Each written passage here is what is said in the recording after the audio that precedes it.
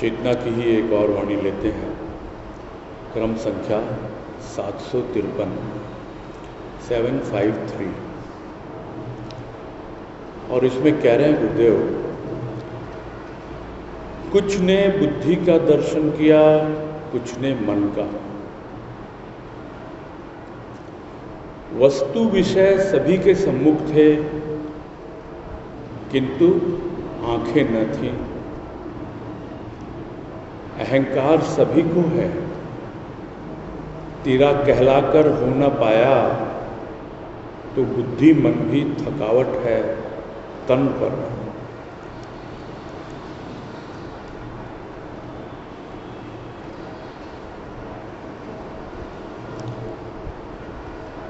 और भाव लेते हैं वाणी का कि भगवान ने सभी को मन भी दिया है, बुद्धि भी दी है, और सबसे महत्वपूर्ण है यह मानव का तन दिया है।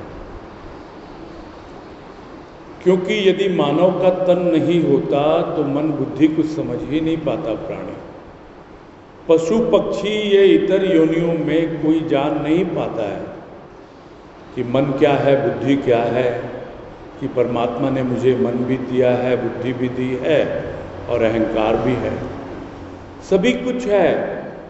किंतु यह जो स्थूल शरीर है या जो तन है, यह यदि मनुष्य का है तभी प्राणी इन सब बातों पे ध्यान दे पाता है, गौर कर पाता है।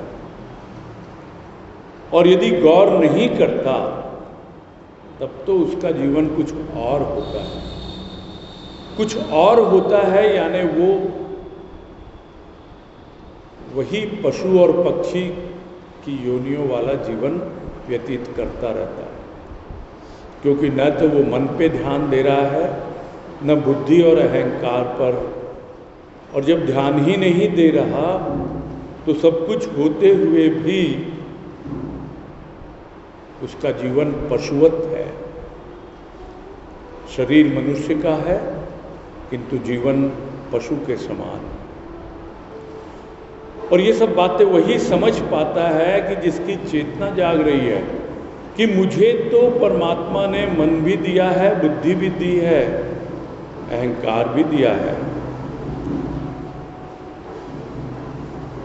किंतु जब तक हमारा रुझान न हो उधर, और रुझान जब होता है, जब हमारी चाहत होती है, जब हमारी कामना, इच्छा स्थूल से हटकर सूक्ष्म की ओर होती है, तभी हम इन सब बातों को समझ पाते हैं, जान पाते हैं। और तब धीरे धीरे सद्गुरु की कृपा से हमें वो सूक्ष्म दृष्टि मिलती है। इन आँखों से हम दुनिया देख सकते हैं, इन स्थूल की आँखों से। इन स्थूल की आँखों से हम खुद को नहीं देख सकते। खुद को देखेंगे उसके लिए हमें एक दर्पण चाहिए, और वो भी खुद को क्या देखेंगे, उसका बाहर का रूप ही देख पाएंगे।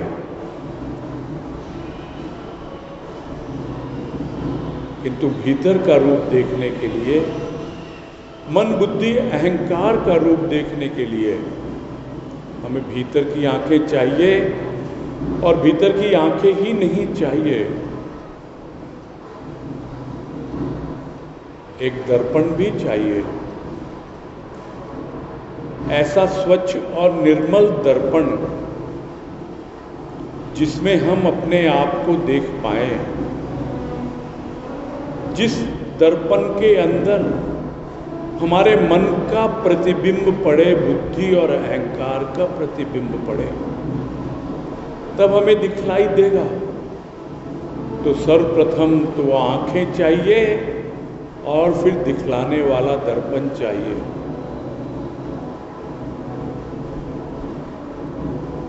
और वो बनता है सद्गुरु।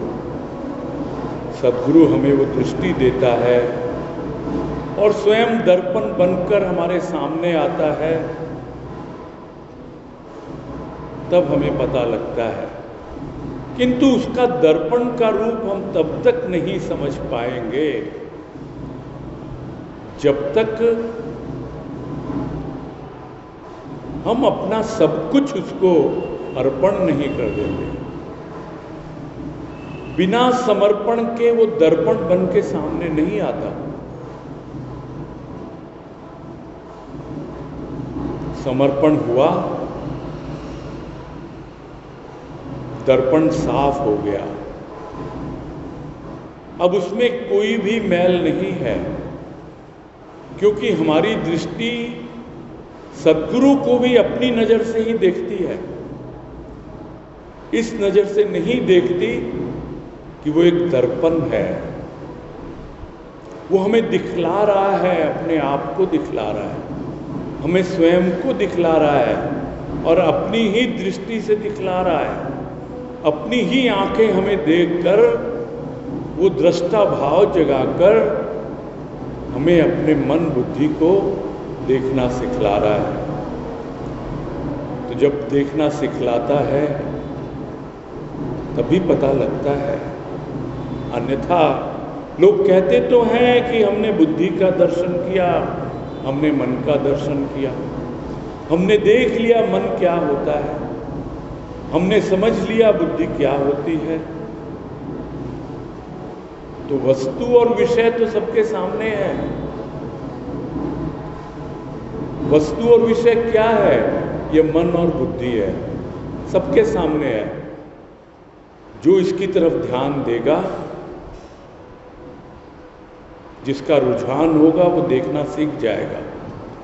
अपने आप ही सद्गुरु की कृपा मिलेगी। तो कभी दर्शन किया मन का, बुद्धि का, सब कुछ तो है हमारे पास।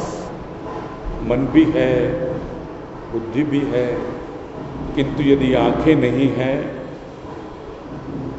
तो फिर क्या बाधा बन रहा है? आंखें क्यों नहीं मिल रही हैं? क्यों नहीं सद्गुरु दर्पण बन के सामने आता? क्योंकि अभी समर्पण नहीं है, अहंकार अभी तक जागा हुआ है। तो अहंकार सभी को है। जब तक ये अहंकार नहीं गिरेगा तब तक वो आंखें नहीं मिलेंगी, तब तक वो दृष्टि नहीं मिलेगी। और अहंकार का पूर्ण रूप से गिरना ही समर्पण है। तो गुरुदेव कह रहे हैं यहाँ, अहंकार सभी को है, तेरा कहलाकर हो न पाया। तेरा कहलाकर यानी तू ही तो है। समर्पण के बाद यही तो आएगा कि मैं तेरा हूं, मैं कुछ नहीं। यदि कोई मुझे समझता भी है तो मैं कुछ नहीं। यानी पूरी तरह अहंकार का विसर्जन हो जाना और अपने आप को एकमात्र प्रभु का कहकर जानना, यही वास्तव में अपनी पहचान है। अन्यथा यदि तेरा कहलाकर हो न पाया तो बुद्धि मन भी थकावट है तन पर। तो ये तन थकता रहता है, मन और बुद्धि इसको थकाते रहते हैं, क्योंकि ऐसा लगता ही नहीं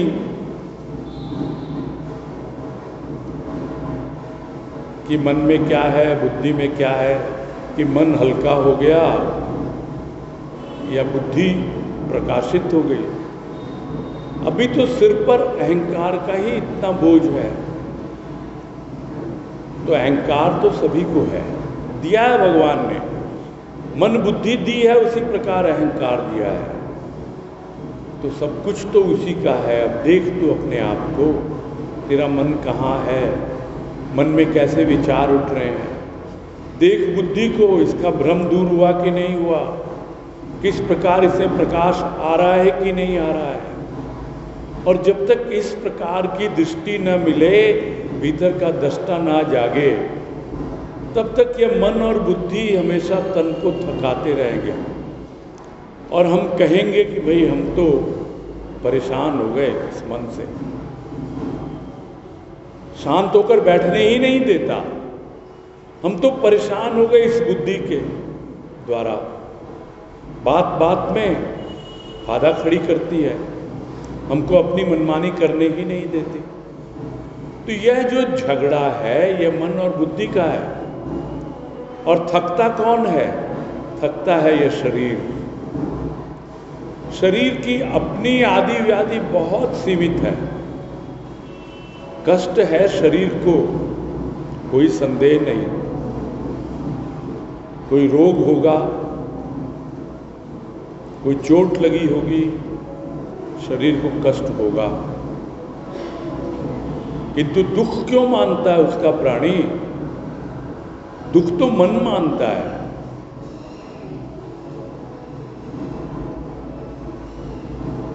तो हमें समझना होगा कि भारी हो जाता है मन।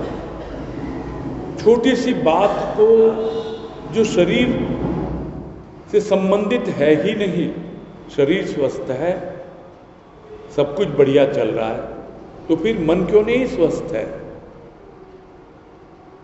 मन इसलिए स्वस्थ नहीं है क्योंकि अभी मन चंचल है, मन भागता रहता है, मन को भी ठीक से देखना नहीं आया, मन का अभी दर्शन नहीं किया, अभी बुद्धि का दर्शन नहीं किया, इसलिए सब बोझ प्रतीत होते हैं।